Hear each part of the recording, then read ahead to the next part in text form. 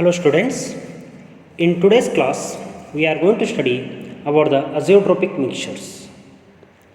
In the previous class I have explained you when you are going to form a non-ideal solution with positive or negative deviations, then they are going to show the boiling point variation either more than the pure solvents or less than the pure solvents. Whenever you are going to get those kind of solutions at particular composition, they will be having a constant phase, or I can say as same composition in both liquid and vapor phase, and these solutions are called as azeotropic mixtures. So the definition of azeotropic mixture is: azeotropic mixtures are binary mixtures having the same composition in liquid and vapor phase and boil at a constant temperature. Whenever a solution boils at the same temperature and having the same composition in liquid and vapor phase, then the separation of those components will be very difficult even by using the fractional distillation. There are mainly two types of the azeotropic mixtures. One is minimum boiling azeotrope, second one is maximum boiling azeotropes. The minimum boiling azeotrope, let us see the graph of the non-ideal solution which is showing large positive deviation from the Raoult's law. Whenever you are having the large deviation from the Raoult's law, the solution is having the higher vapor pressure than that of the pure solvent. Here we are having the pure solvent, and here you can see that the vapor pressure is higher than that of the expected from the Raoult's law. In such cases, the solution or the mixture will boil at a temperature which is much lower than the boiling point of either of the liquids, and hence these solutions will show large positive deviation from the Raoult's law and are going to form maximum boiling azeotropes. Remember students, the solutions or the mixtures which show large positive deviation from the Raoult's law are going to form the azeotropes, which are going to boil at the lower temperature, hence they are called as minimum boiling azeotropes. For example, let me take the mixture of ethanol and water which contain 95.5% by volume of the ethanol. If I compare the boiling points of the water and ethanol then to the mixture, we can see that the mixture will boil at 78.2 degrees Celsius, whereas pure ethanol boils at 78.5 and water will boil at 100 degrees Celsius. So by this we can easily make out that the mixture is going to boil at the lower temperature than that of the pure solvents. Second one, maximum boiling azeotropes. Whenever you are having the negative deviation from the expected value, then you are having the vapor pressure lesser or lower than that of the pure solvents. Whenever you are having the lower vapor pressure, you require more amount of the temperature or more amount of heat should be supplied to make the solution to boil. Hence, the solutions which are having the large negative deviation are going to form the maximum boiling azeotropes. The solution which show a large negative deviation from the Raoult's law forms maximum boiling azeotrope at a specific composition. Example, I will take the mixture of nitric acid and water, in which nitric acid is 68% by mass of nitric acid and 32% by mass of the water. If I check the pure solvent boiling points, nitric acid will boil at 86 degrees Celsius and water will boil at 100 degrees Celsius, whereas this mixture is going to boil at 120.5 degrees Celsius. Hence, wherever you are having the pure solvent and the pure mixture of that nitric acid and water is going to boil at the higher degree Celsius. The next part is mixture of solution of solid in the liquids. The vapor pressure of the solution, we know already what it is. If I take a beaker in which some quantity of water is present, at the surface we are having some water vapors. These vapors of the water are going to exert some amount of pressure which is called as a vapor pressure. To this solvent, I will add some small quantity of the solute. When I add a small quantity of this solute and check the vapor pressure of that complete solution, then you can make out that the amount of the vapors formed on the surface will be less compared to that of the pure solvent. That is nothing but when a non-volatile solute is added to a volatile solvent to give a solution, the vapor pressure of solution is reduced, or we can say that vapor pressure of the solution is always less than that of the vapor pressure of pure solvent. When the solute is non-volatile, only vapors of the solute molecule. When the solute is non-volatile, only the vapor of solvent molecules contribute to vapor pressure. Then according to the Raoult's law, let us take one equation. Let P1 naught be the vapor pressure of the solvent in pure state and X1 be the mole fraction.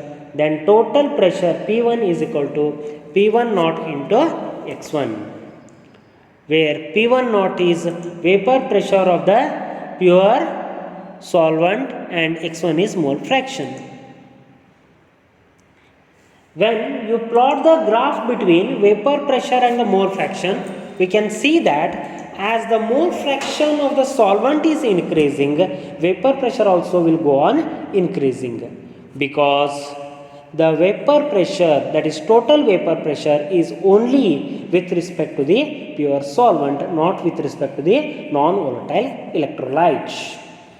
Based on these factors, we are going to have some of the properties which are only with respect to the number of solute particle.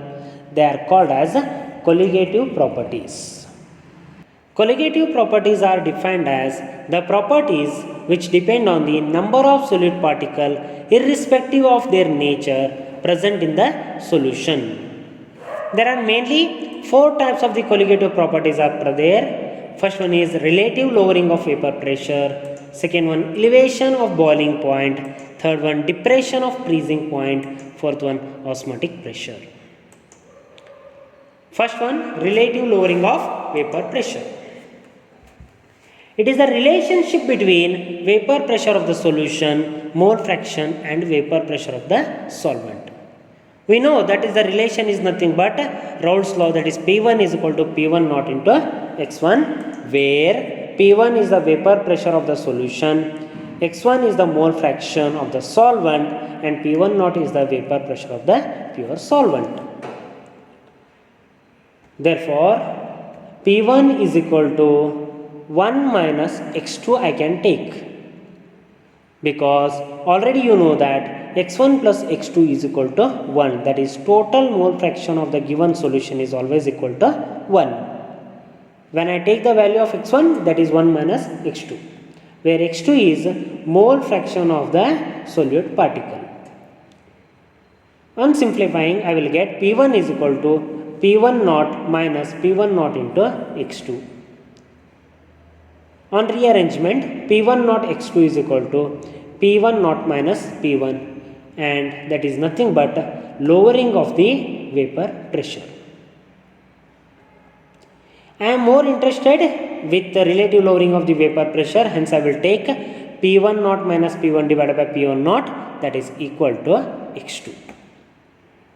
Or in other terms, I can write as P1 naught minus P1, that is change in the pressure, that is delta P divided by P1 naught is equal to X2. Therefore, relative lowering of vapor pressure of a solution of a non-volatile solute in a volatile solvent is equal to mole fraction of the solute. Remember this equation, P1 naught minus P1 divided by P1 naught is equal to X2.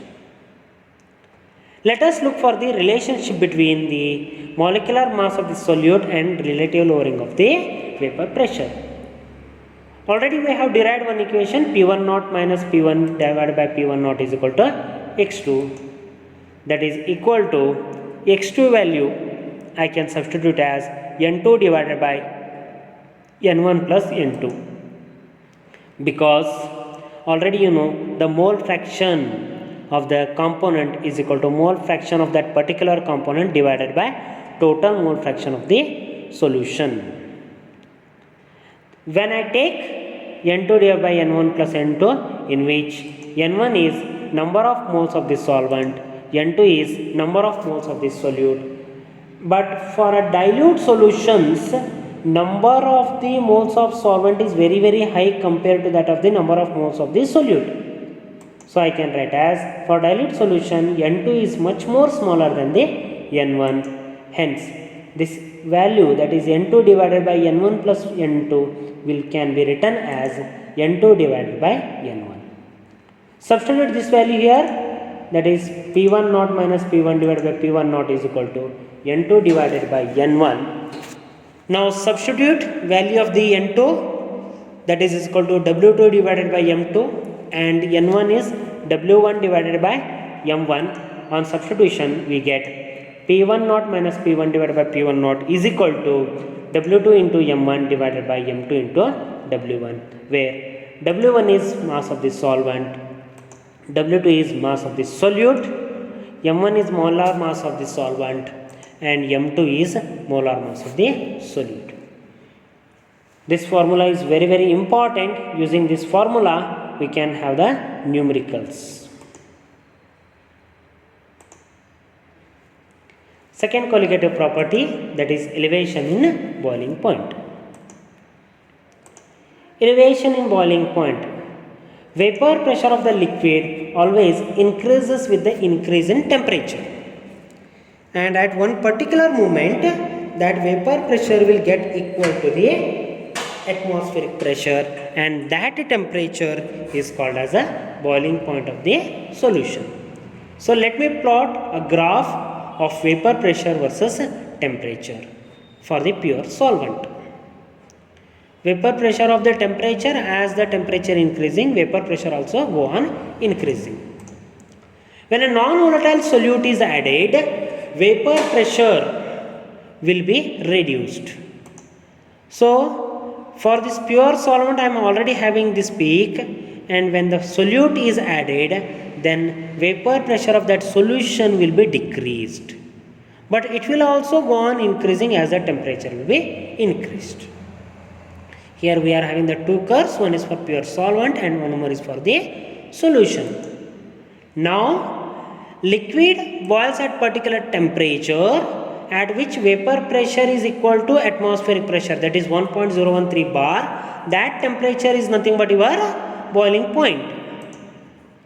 You are already having these peaks, so around here I will make that pressure is equal to 1.013 bar. And look at this temperature for the solvent. You are having one particular temperature. Let me call this temperature as TB naught, boiling point of the pure solvent, TB naught. But for the solution we require the same pressure, that I will extend now. In order to make the solution to boil, its vapor pressure must be increased to 1.013 bar. I have increased here, and the temperature corresponding to that is TB, that is boiling point of the solution. Look at this difference. Here the temperature is continuously increasing. For the solution temperature is more. Hence we can easily make out that for the solution the boiling point will be higher than that of the pure solvent. So thus boiling point of a solution is always higher than the boiling point of pure solvent, and this difference between TB and TB naught is called as elevation in boiling point. Let us take the derivation for it. Difference between the boiling point, that is delta T, is always directly proportional to the molar mass.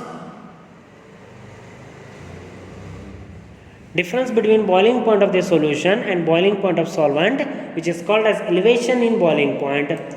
If TB naught is the boiling point of pure solvent and TB is the boiling point of the solution, then elevation is given by delta TB is equal to TB minus TB naught, which is directly proportional to the molar concentration of the solute in the solution. Therefore, delta TB is directly proportional to M. In other terms, I can write as delta TB is equal to Kb into M, where M is the molality of the solution, Kb is boiling point elevation constant, or I can say that molar elevation constant, which is also known as ebullioscopic constant.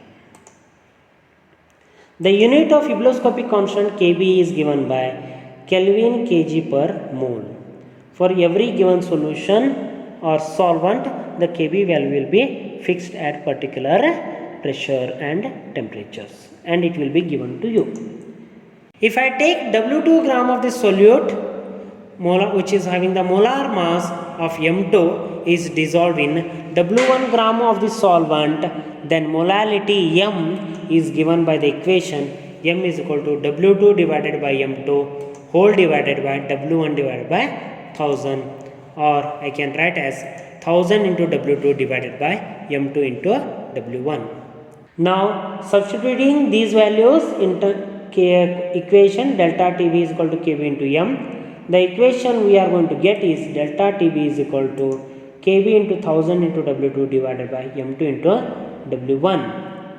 On rearrangement, because I want to calculate the molecular mass M2, I will get M2 is equal to Kb into 1000 into W2 divided by delta TB into W1. Very, very important equation with respect to board as well as the competitive examination. This equation and this equation, both equations are important for the numerical purpose. Thank you.